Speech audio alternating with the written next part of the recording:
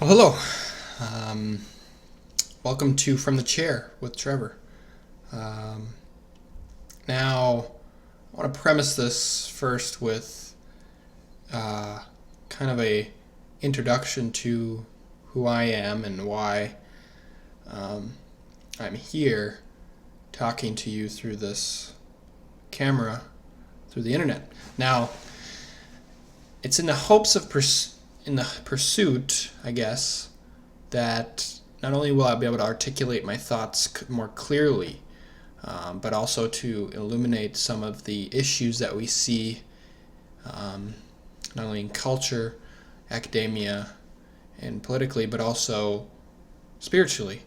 And I hope this can help those who may be new to the sort of more intellectual or more informed perspective or alternative perspective on today's issues that isn't from some of the big giants out there right now, even among the alternative media or conservative media or whatever you want to say, whatever label, whatever sect of the internet you want to look at. But essentially what it means is not mainstream. And by not mainstream, it's like, your big titles, with massive amounts of budgets and money behind it and advertisement revenue and all these things. So my hope here is to talk about a few things, and I guess we'll just jump into who I am and where I come from and why I'm here. So my name's Trevor, and the show is called From the Chair because there's a peculiar fact, I guess, throughout my life. I'm a very fit, young man now. I get out and I ride my bike and work out and very active in the world and go hiking, all these things. But I am fixated to a chair anytime that I'm not doing those things. Essentially working at a computer, whether that's my job, at school, or in my leisure time when I'm not doing activities outside. And it's actually gotten to the point where, even in my high school years, I guess from more of since I was about 13 on, my brother actually gave me the nickname Chair. And I have no problem with it, actually. I've actually learned to embrace the nickname because after learning about the truth value of that claim and learning how that, maybe at the time he gave me the nickname as a sort of maybe a poke at my lifestyle of video games and research on the computer. It still is definitely a personification of something a lot deeper than just an inanimate object such as a chair. Now, for an example, going back to my more Nordic roots, my last name Tufson is actually a Norwegian last name. It comes from my great grandfather who immigrated from Norway, Sweden at the time, to Minnesota, Midwest area, and he carried with the name Tufson, and it's stuck, and that's the name bearer of my family now, and it's in throughout most of my heritage is of Scandinavian descent, and so I thought I'd look back into some old lore.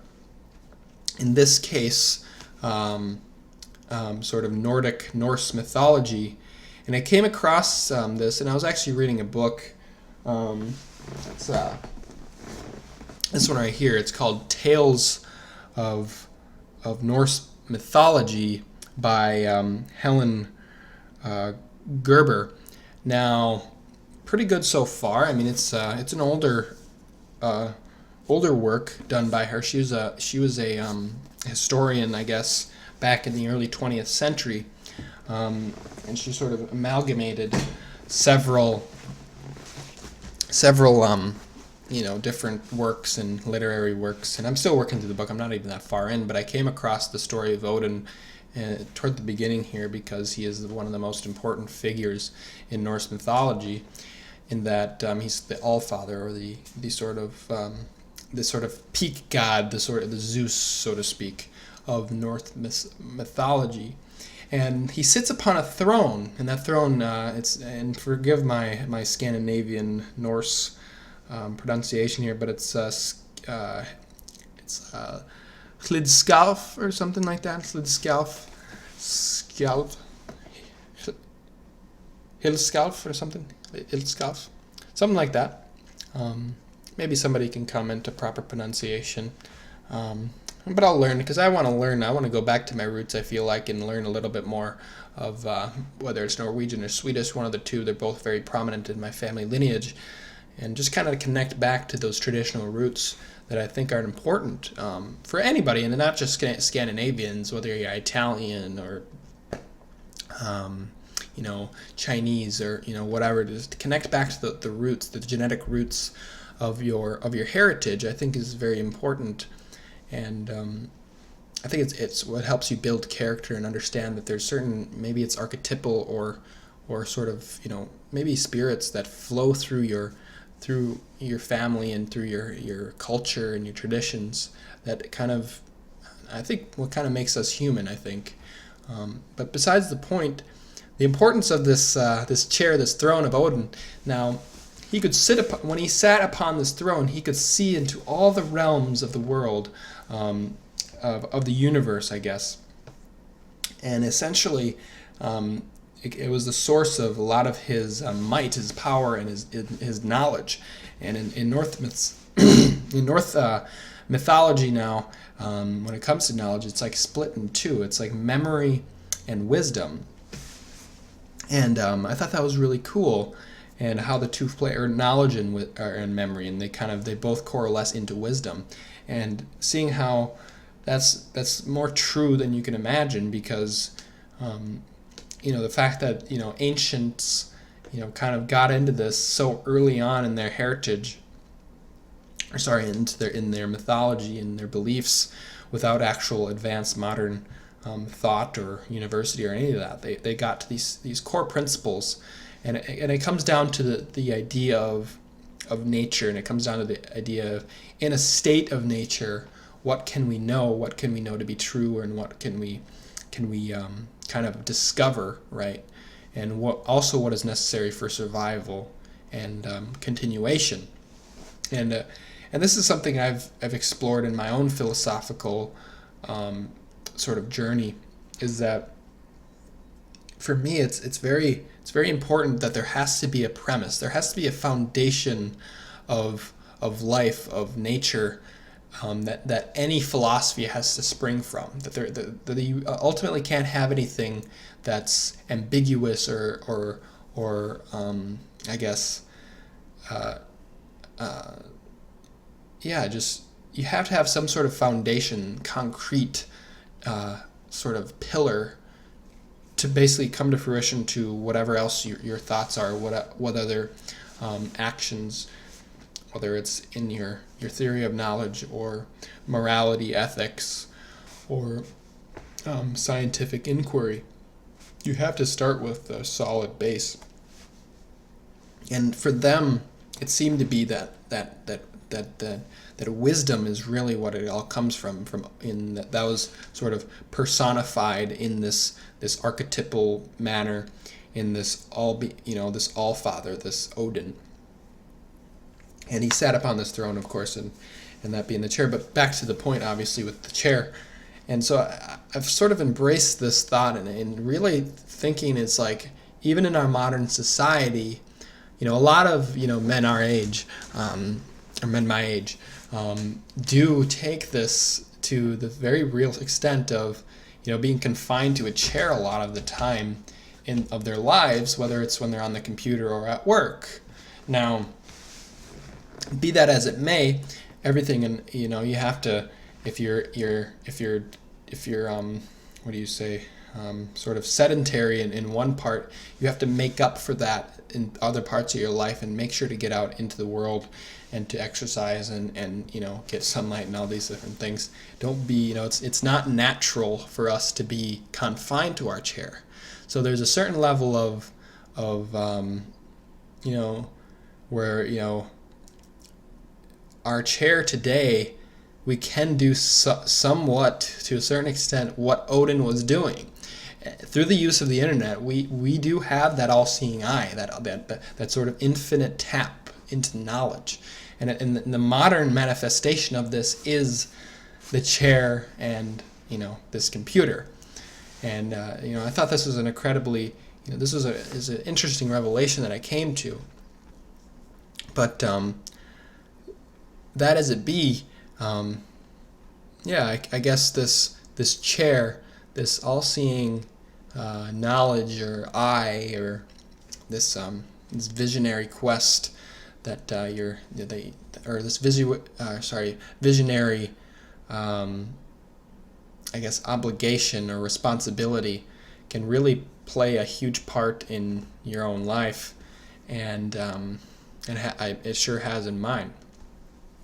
So, moving on to kind of the first topic, and kind of playing on this similar theme of nature and different things, might as well get into a very touchy political issue, and see how we can all wrap this up into one topic of nature and chairs. Maybe that'll be the theme of every episode of From the Chair. Because it's so important, because it's like, and this comes from the Platonic idea, where you have essentially what he calls, like, you have the realm of forms, right? And so, I don't know if I would not consider myself a Platonist in the realist sense, but I will say this, in that if we do take this idea of Platonic forms and just be like, okay, well, there's this ideal concept for everything. So it's like, yes, this is a chair, but there's also, in this mystical realm of being, there's this ideal form of chair in this realm that's the most, there is somewhere out there a perfect chair. And I guess in the Norse realm of thought, the Norse mythological world, that perfect chair is the Hlidskjalf or Hlidskjalf or whatever in Odin's throne. So with that, so continuing on, this is from my local newspaper, the Duluth News Tribune. So an interesting, obviously, and this kind of plays into like the whole alt conservative narrative of clown world, and how you can take something and just kind of invert it, right? You can take something and just kind of make, it's like, it's obviously some of these people within this article, which we'll get into, think that they're doing something good or part of an organization, but they don't realize how inverted and just illogical and nonsensical a lot of it makes, because where they immediately move away from the roots of their movement or of their cause, and they get caught up into this chaos, because I guess in their case, when there is no truth, there is no morality, that obviously that will happen. There's no structure to guide it. But whatever. So in this case, Twins reports abortion rights group reignited, and so this is, I guess, their group. It's called Hot Dish Militia. Obviously, it kind of takes this very controversial term of militia and tries to invoke, I guess, some sort of intimidation into what they're doing, or to show that there's a certain level of strength or might, which I'm fine with. Rhetorically that makes sense. You want to, if you're gonna name your organization, it's like, if you want to get your name out there, you got to say something that's a little more on the I guess, controversial, where it pokes at you a little bit, but also at the same time they want to relate to their audience, in this case women, and in this case, since we're in Minnesota, hot dish. But historically, this region, obviously, the image of this person is not kind of relating to, because it's northeast Minnesota. I mean, it's mostly, I want to say like 95% white, and a lot of those white people are Scandinavian, so obviously they're not going to have black curly hair and wear thick black glasses like that and have lips like that, but if that's the route they want to go and the message they want to send, okay. It kind of goes to show that how these abortion groups target people, and obviously in this case, and if we just look at the abortion lobby in general, and things like Planned Parenthood, and how these mechanisms and programs, they're actually targeted toward African Americans. That's why you see majority of the abortions happening in inner cities, in cities dominated by the African American, I guess, demographic. And actually, in the case of Margaret Sanger, the founder of Planned Parenthood and the sort of progenitor and author of the abortion movement in America, she was a devout, what do you call it, eugenicist.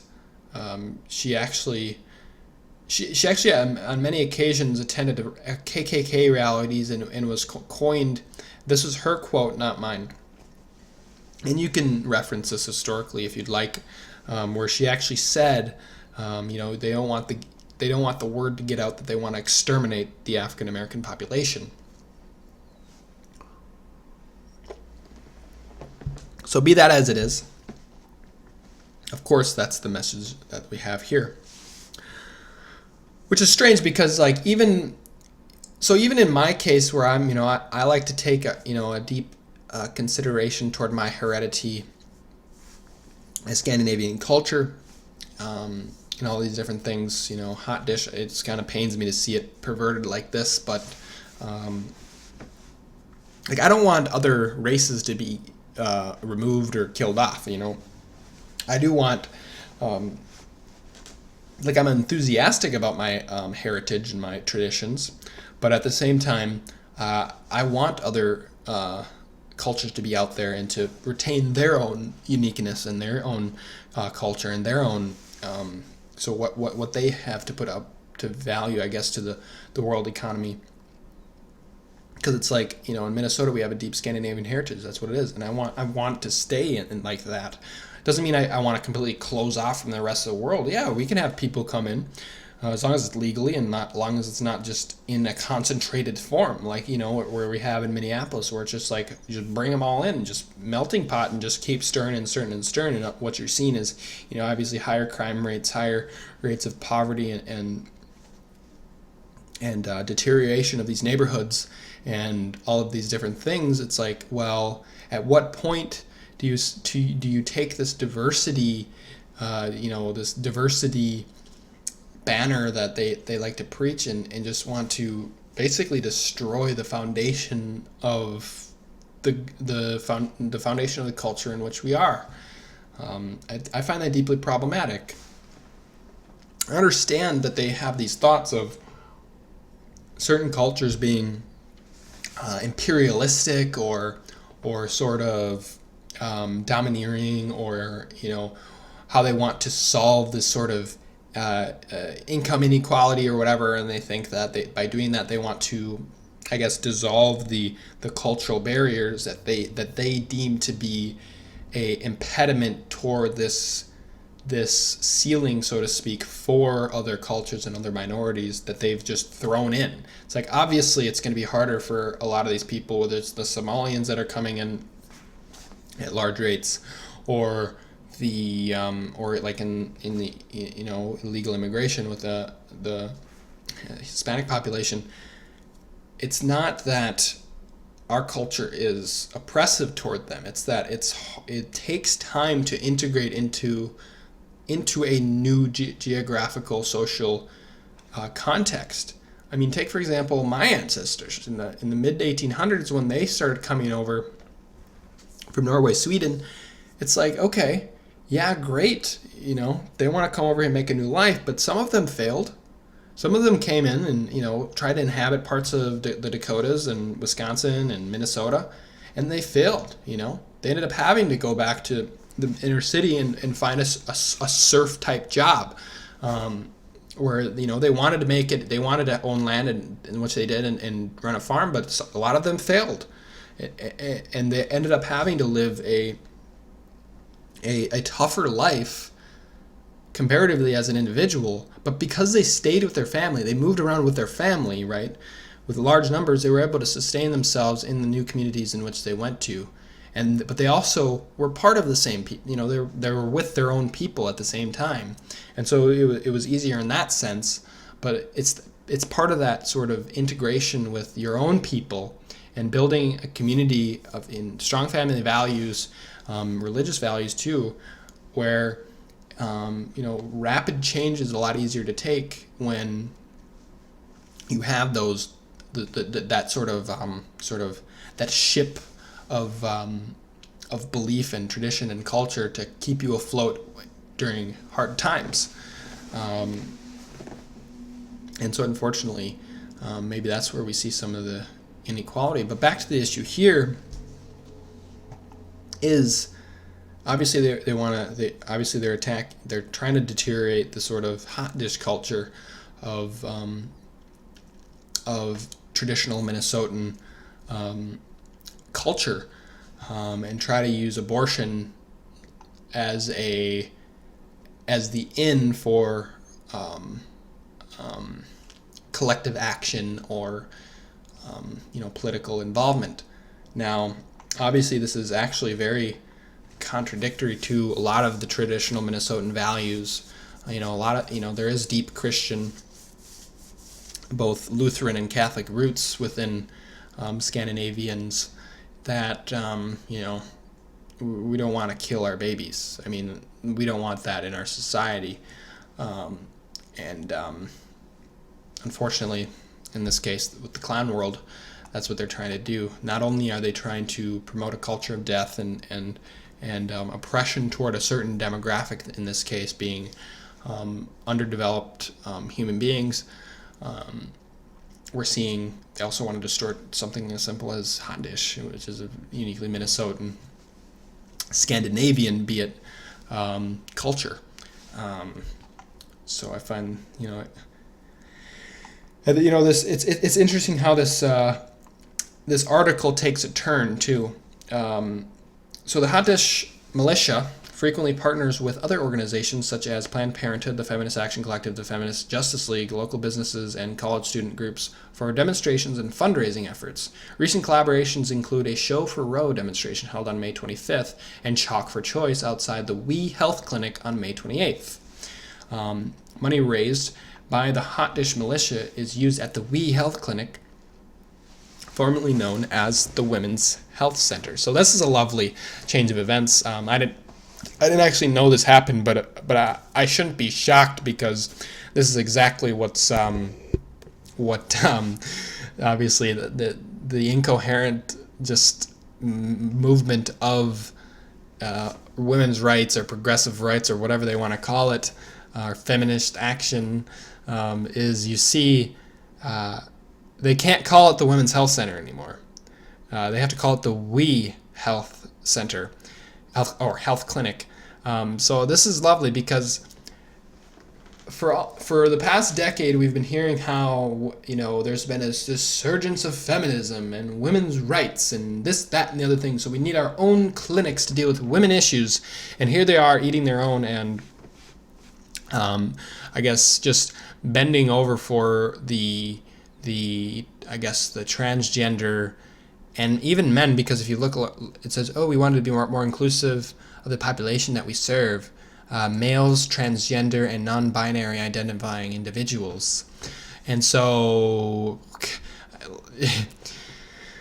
so it goes from a issue of women's rights and women's access to healthcare, which has been their argument from forever, right? So it's, if you're against Planned Parenthood, they don't just provide abortions, they provide vital services, health services for women. But now, as you see here, they're calling it the We Health Clinic because they want to be more inclusive with their health center stuff. So obviously now they're completely have to throw away their argument that it's for women's health, their movement, right? Because in this case, all of the money it's not being used for women anymore. It's for males, transgenders, non-binary. It's weird how they threw that one in there. Health issues. And it keeps on going, and you can see the lovely pictures of the women that run this We Health Clinic. And as you can see, they like to have signs and displays of their virtue, and of course they got to get in their anti-Trump little protests. It's in this article, actually, one of the interviews was how this woman never was involved, but once Trump got elected, that was the spark that made her get in the streets and start marching. Because he's the most controversial president we've ever had, right? A president who actually keeps a lot of the campaign promises that they make, which weren't really even that radical, that have been made by all other presidents, right? But he's actually keeping them, so that's a no-no. That's something to be outraged about, such as, when Trump says, we need a strong border, we need strong immigration policies, and literally every other president has said this, not only on the campaign trail, but as president, and they don't get mocked or ridiculed for it, and it's actually obviously reasonable what they're saying, just they never follow through, and that's why we don't like them. But in this case, he's trying to, and it's the end of the world, it's racist, it's this, that, and the other thing. Be that as may, just kind of shows you another sort of contradiction of the left these days. So abortion will never go away. It needs to be safe. Yada yada yada, which is untrue.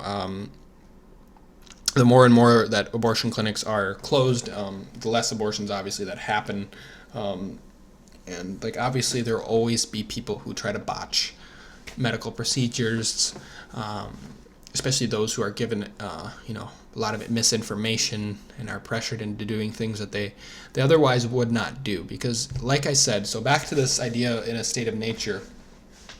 In a state of nature, the mother does not want to kill its baby. It's so counter to what naturally humans want to do. And it comes back down to, in a state of nature, how would we act? And I'm not going to get into the Rousseauian versus, Lockean maybe.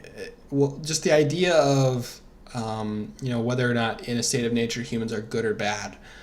I'm just going to take a more pragmatic sense and just be like, in today's society, the way I see it, what we consider to be civil or developed or whatever, it seems to be rather ambiguous these days, because even in modern Western countries, which we would consider to be liberalized or westernized or so civil and good, that we commit a lot of atrocities, and we've done a lot more vicious things than otherwise I don't think would happen in a more agrarian or natural state for human society. And I'm not like an anarchist, I'm just stating, I'm just giving out kind of philosophical ideas here, because it's always been governments that facilitate the biggest murders in history. Throughout history, what we consider to be civilization is plagued with genocide, with war and terror. And unfortunately, that seems to be a reoccurring theme. And due to the relatively peaceful time for the past few decades that the world has seen, at least for Western countries that are civilized again, we see that even in when times are good, people still reach to extreme ends to find a reason why it's not good, why it's not satisfactory for their condition, why they need more and more and more. Like when it comes to income inequality in America, I think it's like if you make over, I think $32,000, you're in the top 1% of life in the world. Like, and it's not that hard. I mean, that's well below the average income of Americans. So most Americans are living in the top 1% of the world. I mean, just to think about that and to think about, how privileged we actually are in today's society, living in America or in a Western developed country, developed again in scare quotes. What we see, I just don't see why we're so outraged, why there's thousands of people in the streets protesting in the favor of socialism or communism, or protesting against the machine and all these different things, when we look and just see how prosperous we really are. It's like, just be grateful for once. Like, come on. But anyway, back to this issue with this article and how easy it is for the left to take something such as the Scandinavian culture of Minnesota, of hot dish, smorgasbord, these traditions that we do, and this isn't just Scandinavians that do this. Like I'm completely fine with non-Scandinavians celebrating a hot dish cookout or a potluck, as they call them, and it's just a mechanism by which we can come together as a community to do something and to enjoy each other's company, enjoy each other's works, and in this case, I understand they want to bring together their community for an issue, which is fine. They have the right to do this. But to promote the killing of an innocent human being, to use this hot dish culture, right, to get together and to develop in love with one another, and to come together and see what, how you can develop in a more family sort of minded community where, you're sharing each other's talents with the food you cook, right? But turning it into an aggressive militia, right, of promoting the killing of an innocent human being. I mean, it's so perverted, it's so upside down, it's so clown-like that I can't take it seriously. But it also makes my heart hurt for not only my culture, but for all of the could-be humans that are obviously will result in murder, that will die because of what they're doing. That I'm just appalled that this is a mainstream article in the newspaper, that this is sort of platformed like it's just another news day. I don't want it to be silenced, but I don't see any of the other outrage. There's no, nobody really pays attention to this stuff, and so this is why I guess I'm making this sort of video of being like, well, here's my take. I don't agree. I think they have every right to write this article and to tell what they have. I'm a big staunch defender of freedom of speech. This comes back into the natural rights theory here, but to think that I'm just going to sit silent and not say something and just be like, yeah, just keep perverting hot dish, pervert every Scandinavian culture in my region, and just kind of let the uniquely Minnesotan values that we once hold, that I don't know if we do anymore, just kind of deteriorate and fall into the books of history, kind of like the story of Odin's Hlidskjalf.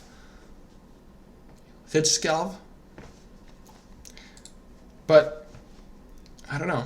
Are we gonna let this happen? You be the judge. But keeping on this sort of clown world, natural rights, natural theory sort of framework here, let's move on to this next Next issue. Here we have the classic Desmond is amazing mother now defending the decision to have her 12-year-old child perform at a gay bar and have money thrown at him. I mean, this is so perverted on so many different levels that it's almost shocking that this is real. And of all places, right? Oh, this is in New York. So this is in New York. Now, to many of us, this isn't a surprise, but to some, it is shocking to see that this is now mainstreamed. That now that we've sort of let this sort of new thinking of transgenderism and gendered fluidity, and it goes all the way down to our children. And this is where moral issues, this is why I don't really identify myself as a libertarian anymore. Because as soon as it gets down to this sort of rhetoric, this sort of moral deterioration in a society, where I'm completely fine. What you do in your bedroom, that's for you. That's your privacy. That's none of my business. But as soon as it involves children, then I feel like there is an obligation. And again, I use this scare quotes, in a civil society where we do want to stand up for those that are most vulnerable. Just as we would stand up for the unborn, we need to stand up for children today who are being subject to obvious perversion and neglect and mental sort of manipulation and just grotesque kind of indoctrination. I feel like that when stuff like this starts happening, when pedophilia is normalized, right, in the guise of virtue of accepting LGBTQ plus issues, because now the plus includes the P's. Remember this. The plus includes the P's being the pedophiles. Because why doesn't it? Why doesn't it? Well, for one, by definition, their whole fluidity thing is that it doesn't stop. That there is no number of genders, and that's exactly the issue. Because as soon as you detach your philosophical or your moralistic movements or ideas, the further you detach them from a foundation of something concrete, the more obviously degenerate it gets and chaotic. And that's what we're seeing here, is that as soon as now that they've denied biology, they've denied nature as even existing at all, or as being a product of the social cultural domineering of an established class, right? And this comes back in with the cultural Marxism that really is the underpinning of this leftist movement that we're seeing today. Is that not only is it wanting to overthrow common conceptions of gender and sexuality, it's trying to overthrow all concrete principles, all established truths or ideas that have sustained Western civilization throughout the ages. And that's exactly why this must be resisted and must be called out for what it is. And it's so tragic and so perverted that I just can't. Before, years ago, when I was a little more naive, less educated, I thought, just let people be who they want to be. Let them identify, self-describe, self-author themselves, because that's their right, that's their freedom. But is it really? Is it my freedom to self-identify myself as a god or as a king? I don't think I have the right to do that. I don't think that's within my prerogative. So, back to this idea of, and this comes with the comfort and the sort of fruitfulness of our society. And like I said, back to these principles, right? So back to this chair, right? This Hlidskjalf. I could easily self-describe myself. I'd be like, well, look at all these similarities, right?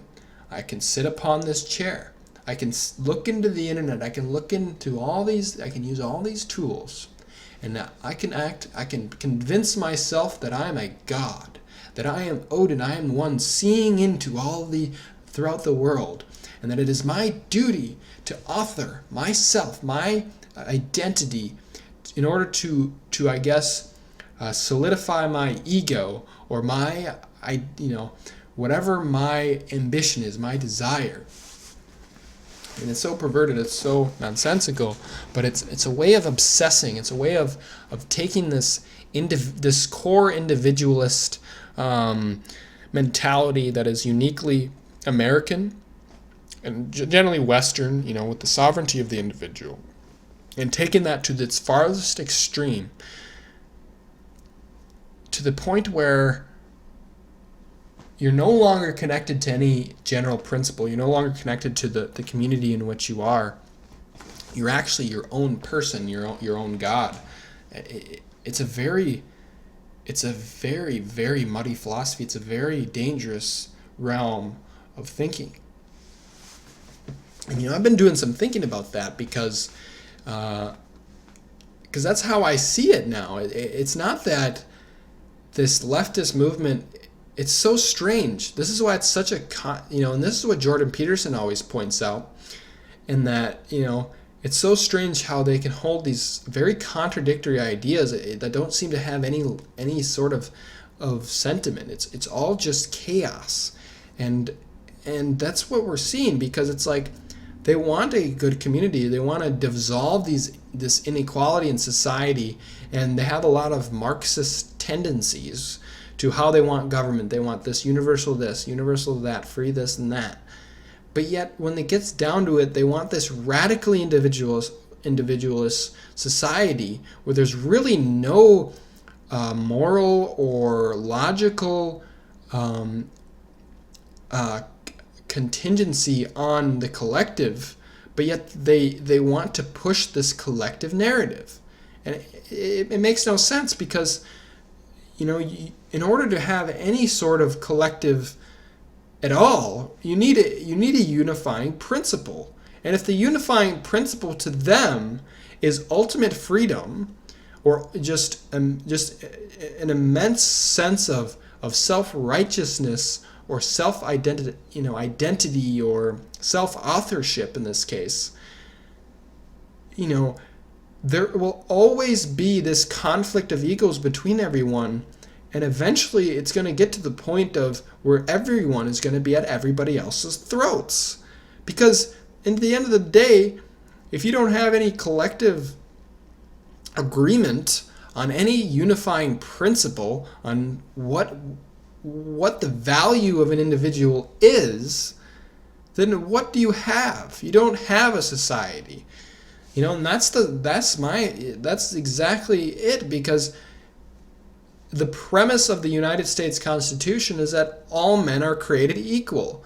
That's the cornerstone of the Constitution. If you can't get through that argument, or that principle, if you don't have that, then it all falls away.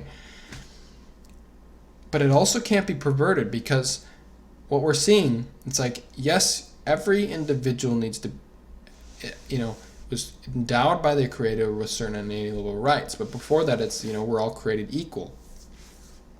And in the Christian worldview, that we're all created in the image of God. We are not we are not equal to God. We are merely created in His image, which is a unique theological issue that will go down in another discussion.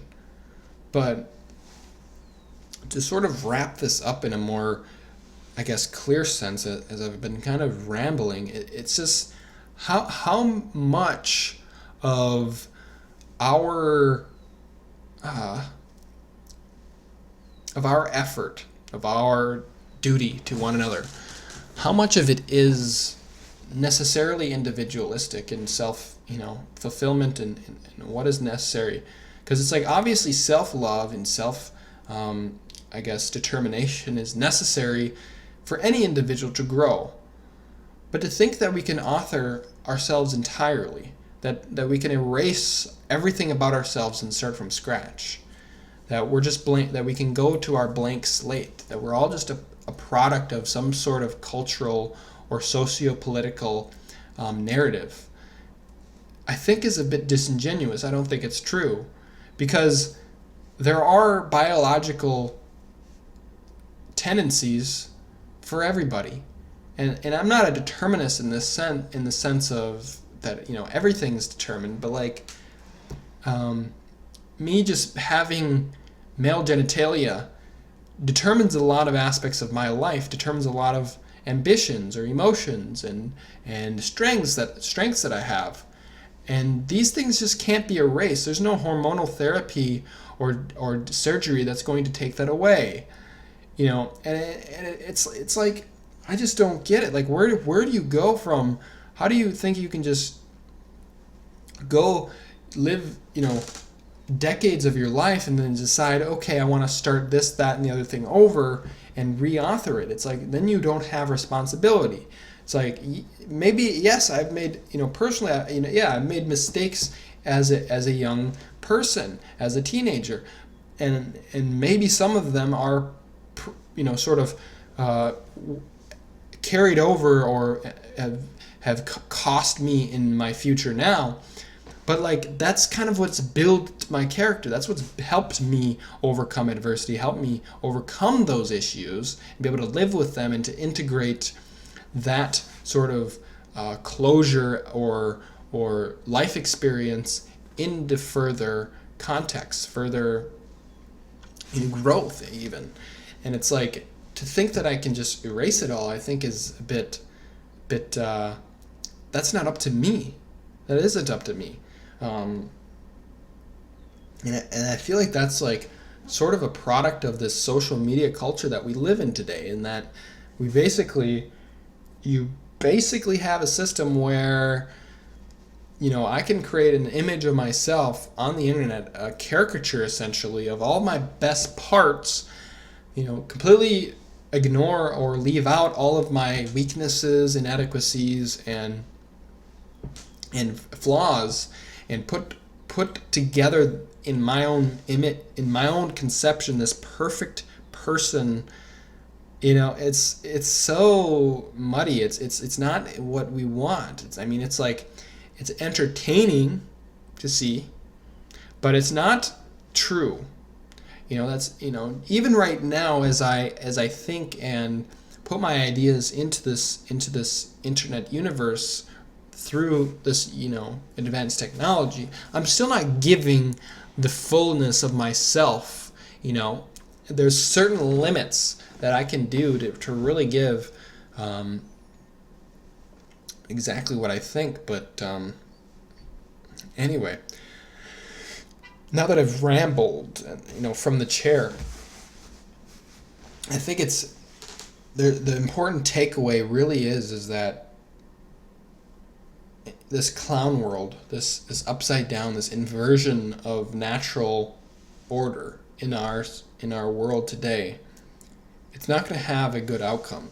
It's not going to have the intentions that I think most people who follow this narrative of, letting little boys go to gay bars and dance, and perverting traditional culture to push for the murder of the most innocent and weak in our society.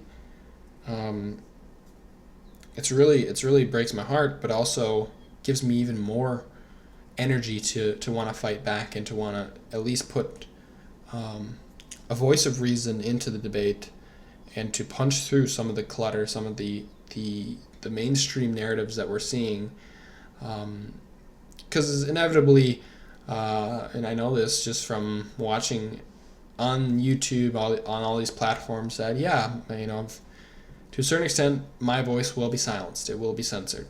It will be pushed into the back shelves of the internet, so to speak, and hope that nobody grabs for it. But to reach true wisdom, I feel like you do have to reach for the back shelf. You have to go for the dusty books sometimes, because we need to connect back to what's been overlooked, what's been taken for granted in modern society, and realize that we do live out, in most real sense, a lot of archetypal, a lot of sort of heretical, mimetic thoughts and actions into our everyday life that aren't that we think are in our control, which they are. I mean, they are under our control, but that they're influencing what we do. And to realize that if that can influence us, there's also a lot of other things that can influence us. And some of those other things are maybe a little bit more dark, or a little bit more, I guess, manipulative or tempting, or ultimately very, very distorted. And the way we work that out is through speech, it's through action, it's through culture, it's through community. And as we see it deteriorate before our eyes, we cannot forget our roots, we cannot forget the foundation on which we sit. We can't forget the chair in which we sit in. Because as much as I'd like to believe that in the hypothetical in which I thought I was Odin, so to speak, sitting upon his all-seeing throne or chair, ultimately I'm a fallible human being, and therefore I've created a fallible chair. Even though this is a really nice chair, actually, it's really comfortable. It's a nice brown leather chair. Look at that.